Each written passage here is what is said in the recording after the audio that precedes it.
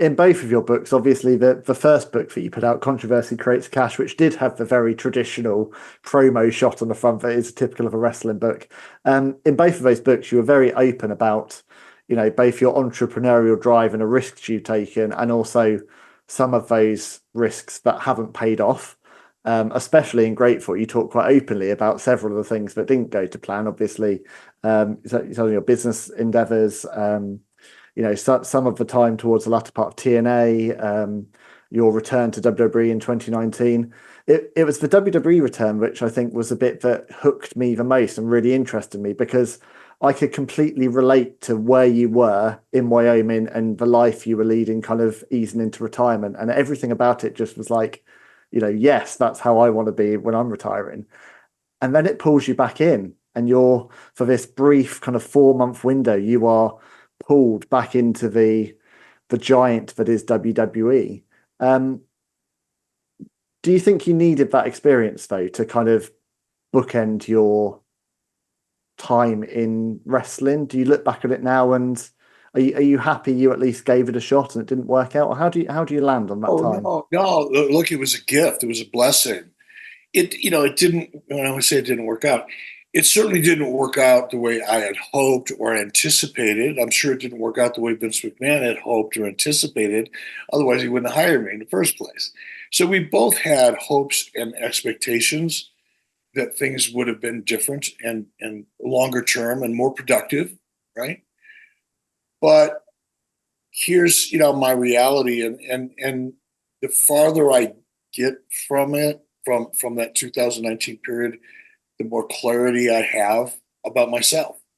Yeah. The situation was the situation. The situation here it was. I was, as I talked about in the book, financially, my back was up against the wall. And out of the blue, I get a phone call from one of my closest friends, Bruce Pritchard, who works for Vince McMahon at the time, and said, "Hey, Vince is interested in bringing you in. Are you interested in a conversation?" Well, I'm sitting on my deck with my wife and my dog and my beautiful home in Wyoming, feeling the walls kind of closing in around me financially. Mm. That was a big motivation, right? But an even bigger reason why I got so excited about the opportunity is because it was an opportunity for me to go back and be a part of something that was been a part of my life for 30 years at that point, and contribute and have a meaningful role and be back in that world that I'm so familiar with. So between the necessity of it and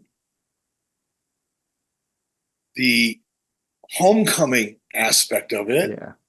and the opportunity to work with, I love Bruce Pritchard. He's one of a handful of friends that I would trust my life with, my family's life with. Mm. It's a lot, right? He's one of the few. And so for me to have an opportunity to work with him again and to work with Vince, I thought, wow, this is great. This will be fun. And I was willing, literally, I'm not making this sound funny, pack up just enough of our stuff to put in a small U-Haul travel trailer, Yeah. throw my dog in the back of the truck, and drive 2,500 miles to start a new life at 60 some years old. Most people are winding down. Most people are moving the other way. They're leaving New York. They're leaving Connecticut. They're leaving a corporate life. They're leaving a high pressure job. And they finally are moving out to Cody, Wyoming so they Yeah. can retire and catch fish. Yeah, I'm exactly.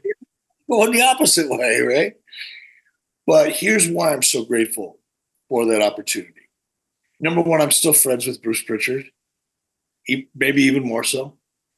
I have friends now that I didn't have as a result of that brief 4-month period. We had some pretty good friends that I developed during that period of time. But the most valuable part for me is that it made me realize that entrepreneurial drive, even when it's jet fueled with a financial need and a shot in the arm for my ego. That's the homecoming part, right? I Yeah. get to go back in. I get to be a part of something. That's Yeah. ego. It's healthy ego. There's nothing wrong with it, but it's ego. It is what Yeah. it is. So even despite the financial need and the ego gratification, it was never going to work for me because I've gotten too accustomed to other things that are actually more valuable to me than my Mm, ego and even money. mm, That's going to sound strange to anybody that knows me because I've been driven by making money my entire life. Since I was 9 years old, it's all been about making money. And I've made a lot of money and I've lost a lot of money. And I've loved the process of it all. That's an entrepreneur. That what I just described, my financial life. mhm. Throughout my life, I have been an entrepreneur and I've been at the very top in my world. And I've been bouncing off the bottom. Yeah. I got it covered. I know what it all feels like. But I've also been able to really isolate the things that matter most to me. And living in Stamford, Connecticut, in a downtown environment, in a congested environment, and it's a beautiful city, don't get me wrong. Yeah, no, I've been there. It's beautiful. Very Yeah. beautiful city. I was surrounded by some of the best restaurants I've ever stepped foot into in my entire life, anywhere in the whole world. It was a beautiful part of the city, surrounded by beautiful things and wonderful opportunities, but not for me. No. I could, I can't go from when I'm saying this. I'm literally looking out the window at the mountains outside of my window, and looking up into Yellowstone National Park, literally Yeah. from my deck. I can't go from this to that and be at any kind of peace. No. I just couldn't do it. I wasn't. I I wasn't as good as I'm capable of being when I'm that far outside of my comfort zone.